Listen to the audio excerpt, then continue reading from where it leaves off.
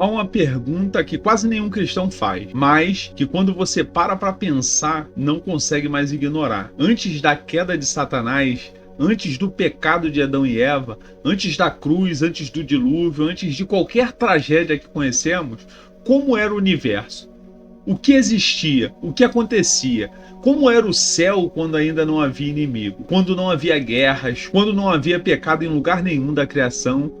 A Bíblia não ficou completamente em silêncio sobre isso. Em pelo menos 4 passagens distintas, ela abre uma janela pequena, mas extraordinária para esse tempo. E o que você vê do outro lado dessa janela é de tirar o fôlego. Um universo cheio de música, um céu transbordando de adoração espontânea, uma criação perfeita jubilando diante do seu Criador. E no centro de tudo isso, o ser mais glorioso que Deus havia feito, ainda fiel, ainda brilhante, ainda conduzindo a adoração como havia sido criado para fazer. Hoje, vamos entrar neste universo, antes de tudo, antes da queda. Se esse tipo de conteúdo bíblico sério é o que você quer ver mais aqui, deixe o seu like agora. E se você ainda não é inscrito no canal, se inscreve nesse momento. Imagine uma sinfonia, não uma sinfonia humana, imperfeita, ensaiada, sujeita a erros, mas uma sinfonia cósmica, composta pelo próprio Criador, executada por seres de luz com perfeição absoluta, sem dissonância, sem falha, sem nota errada. Cada ser criado ocupando exatamente o lugar para o qual foi feito. Cada voz no coral exatamente no tom certo. Cada instrumento soando exatamente como o compositor planejou. Esse era o universo antes da queda de Satanás. Uma sinfonia perfeita. E o que a rebelião produziu não foi apenas uma guerra. Foi a primeira nota dissonante na história da criação. Uma dissonância que ainda ressoa hoje. Em cada sofrimento, em cada injustiça e em cada lágrima. Vamos percorrer esse universo original, movimento por movimento. Desde os primeiros seres criados, passando pela criação do mundo físico, pela posição de Lúcifer no centro da adoração, até o momento em que a primeira nota errada foi tocada. E o que Deus já havia preparado como resposta. Se você ficar até o final do vídeo, vai descobrir o que Jó, capítulo 38, revela sobre o que os anjos faziam quando Deus criou o universo físico. Como a Bíblia descreve a hierarquia celestial antes da queda. Serafins, querubins, o lugar de Lúcifer nessa hierarquia, o que significa que Deus declarou que sua criação era boa ao final da semana criativa e porque isso importa para a cronologia da queda de Satanás. E algo que pouquíssimas pessoas notaram, a Bíblia registra Satanás ainda com acesso ao céu muito depois da queda. E o que isso revela sobre a natureza do conflito cósmico? E ao final, você vai entender por que contemplar o céu antes de tudo não é escapismo. É a fundação mais sólida para entender o que Deus está restaurando hoje. Mas o que existia antes da criação? Para entender o céu antes da queda, nós precisamos começar antes do início. Porque havia algo antes de Gênesis capítulo 1. João capítulo 1, do verso 1 ao 3, declara: no princípio era o Verbo, e o Verbo estava com Deus, e o Verbo era Deus. Ele estava no princípio com Deus. Todas as coisas foram feitas por meio dele, e sem ele, nada do que foi feito se fez. Antes da criação de qualquer ser, antes de qualquer anjo, antes de qualquer universo, havia Deus, Pai, Filho e Espírito Santo em comunhão perfeita, em amor perfeito, em glória que não precisava de nenhuma criatura para ser completa.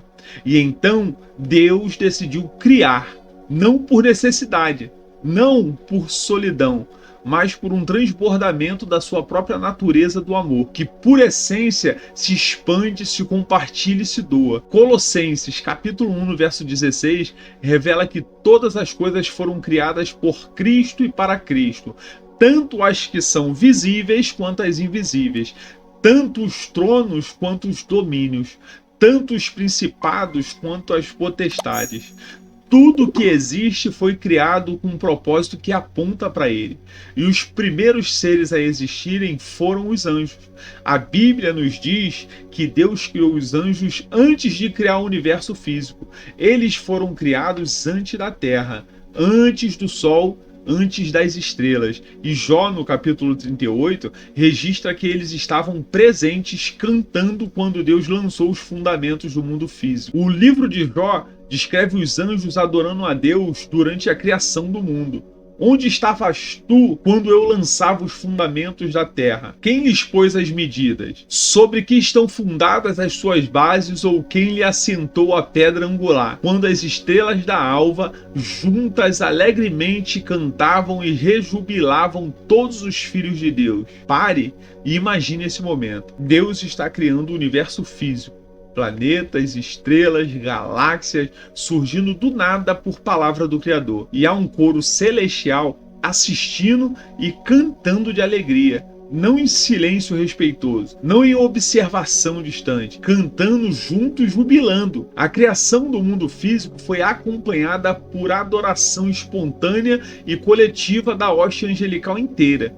E quem estava no centro desse coro? A Bíblia já nos disse. Ezequiel, no capítulo 28, no verso 13, revela que Lúcifer foi criado com tambores e pífaros nele, instrumentos musicais incorporados à sua própria natureza. Satanás era provavelmente o diretor do coral celestial, o ser supremo da criação de Deus, a beleza de todo o céu, o selo da perfeição. O regente dessa sinfonia cósmica era o próprio Lúcifer. Cada nota que subia ao trono de Deus passava por ele. Cada louvor da hóstia angelical era conduzido por aquele ser de luz, cujos instrumentos era parte do seu próprio ser. E tudo aquilo era perfeito, absolutamente perfeito, porque ainda não havia nota errada. O mapa avança para o que a Bíblia revela sobre a estrutura do universo celestial antes da queda. E ela é mais elaborada do que a maioria das pessoas imagina. Isaías, no capítulo 6, abre uma janela extraordinária para a sala do trono de Deus. O profeta vê o Senhor assentado num trono alto e sublime, e ao seu redor os serafins, seres com 6 asas cada, com 2 cobriam o rosto, com 2 cobriam os pés, e com 2 voavam, e clamavam um ao outro: Santo, Santo, Santo é o Senhor dos exércitos. Toda a terra está cheia da sua glória. A adoração diante do trono era contínua, intensa, reverente. E o texto descreve a soleira da porta tremendo com o som das vozes. Ezequiel, capítulo 1 e 10, descreve os querubins, seres de 4 faces e 4 asas, cobertos de olhos, associados à presença mais íntima de Deus. São eles que guardam o trono, são eles que carregam a glória. E entre todos os querubins havia um que era chamado de querubim ungido que guarda, posicionado no Monte Santo de Deus, andando no meio das pedras de fogo. Esse era Lúcifer, o mais próximo do trono, o mais glorioso de todos.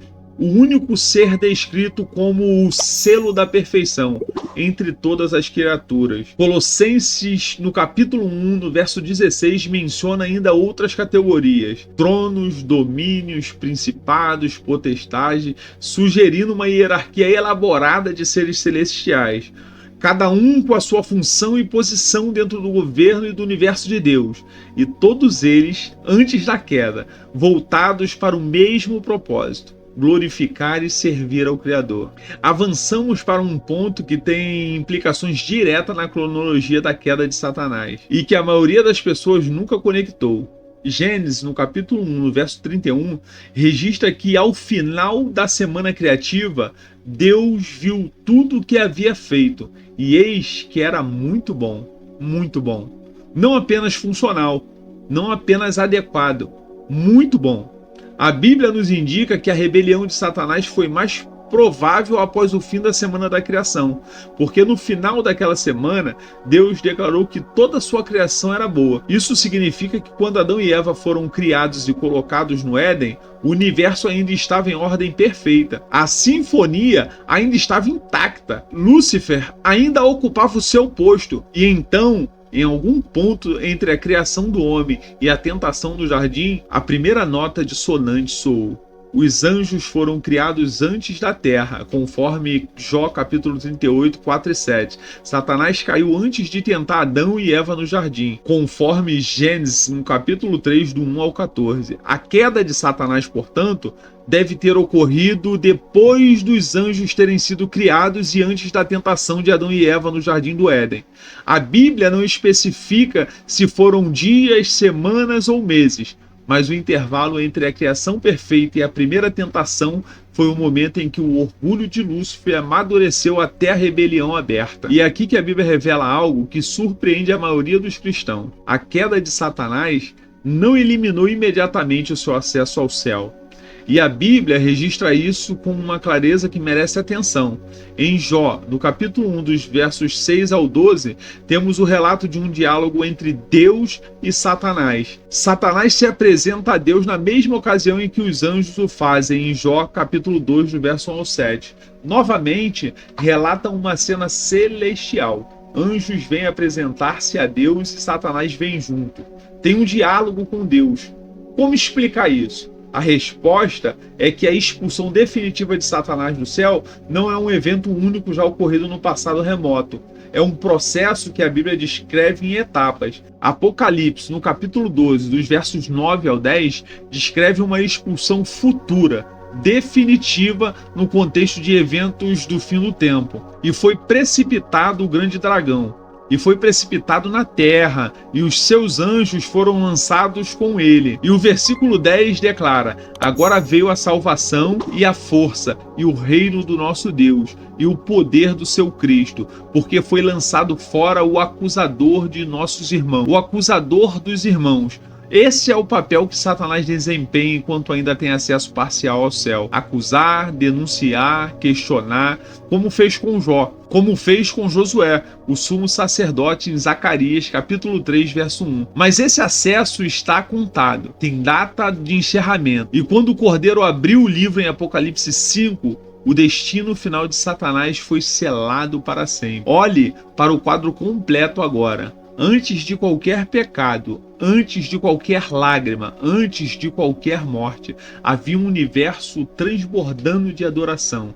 Seres de luz cantando enquanto estrelas eram criadas. Serafins clamando: Santo, Santo, Santo, diante de um trono que nunca havia sido desafiado. Querubins cobrindo a presença de Deus com reverência absoluta. E no centro de tudo, Lúcifer, regente da sinfonia mais perfeita que qualquer universo já produziu. E então, uma vontade disse: eu, e a sinfonia parou. Não de uma vez, mas a primeira nota errada foi tocada. E todo o sofrimento que você conhece hoje, toda guerra, toda doença, toda morte, toda injustiça, toda lágrima começou naquele momento. Não porque Deus falhou, mas porque a liberdade que Deus deu às suas criaturas, a mesma liberdade que tornava a adoração genuína possível, foi usada contra ele pelo ser que mais havia recebido. Aqui está o que a maioria das pessoas nunca para considerar. O universo antes da queda não era apenas o passado perdido, é o futuro prometido. Em Apocalipse, no capítulo 21, dos versos 1 ao 4, descreve o que vem depois do julgamento final com palavras que soam exatamente como uma restauração do que existia antes. E vi um novo céu e uma nova terra, e Deus enxugará de seus olhos toda lágrima, e a morte já não existirá, nem haverá mais luto, nem choro e nem dor. Apocalipse, capítulo 22, verso 3, acrescenta: e não haverá mais maldição alguma. Não haverá mais maldição. Isso não é uma situação nova, é uma situação original restaurada. O universo que existia antes da queda, antes da dissonância, antes da nota errada, vai existir de novo. Não como memória, como realidade eterna. A sinfonia vai ser retomada, e dessa vez com um elemento que não existia no original: a prova provada, testada e confirmada de que o amor de Deus venceu tudo que tentou destruí-lo. A partitura está diante de nós. Antes de tudo, havia Deus. em comunhão perfeita dentro da Trindade. Os anjos foram criados e com eles uma hoste de seres gloriosos que cantaram quando o universo físico foi formado. No centro dessa adoração, Lúcifer, o querubim ungido, o selo da perfeição, o regente do coro celestial. A criação foi declarada muito boa, e em algum ponto no intervalo entre a perfeição criativa e o jardim do Éden, o orgulho tocou a primeira nota errada. A sinfonia não foi destruída, foi interrompida. E o compositor, que conhecia desde a eternidade o que acontecia, que preparou o Cordeiro antes da fundação do mundo, já tinha escrito o movimento final. Um movimento que não termina com dissonância, mas com a mais perfeita resolução que qualquer criatura já ouviu. Contemplar o céu antes de tudo não é nostalgia de algo que você nunca viveu. É a visão mais clara que existe de para onde a história está indo. Deus não está improvisando uma resposta ao pecado. Ele está executando um plano que já estava escrito antes de Lúcifer tocar a primeira nota errada.